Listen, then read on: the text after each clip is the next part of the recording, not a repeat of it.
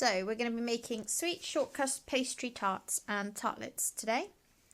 First up, we pick our recipe on cookie dough, and it starts with sugar. So we put 100 grams of sugar in the bowl, and we're going to grind that into icing sugar.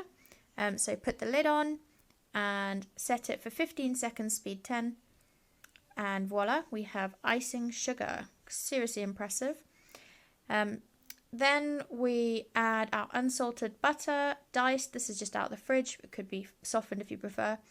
And then add some flour. And then onto the flour we put an egg, followed by salt and some vanilla extract. So once that's all in the bowl, we put the lid on, but then we put the spatula through the lid, and we're going to turn it while the machine is mixing, and that produces our dough. Then we tip it out onto a surface, turn the blade underneath to release the dough and pull it together into a ball, and then flatten it into a circle. Now it says to wrap it in cling film, but to be more eco-friendly you can just wrap it up in a big silicone mat. Now, after an hour of being in the fridge, you can heat your oven to 180 and prepare your tins, and then roll out your dough between 2 sheets of baking paper, or as you can see, I've used baking mats. It goes really large and makes a really big tart tin liner.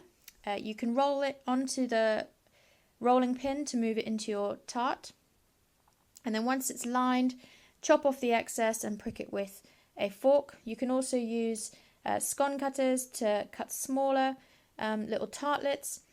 So pick one that's slightly bigger than the tin size, cut the size, and then fold it into the tin and prick those as well so that you don't get any puffed up sections.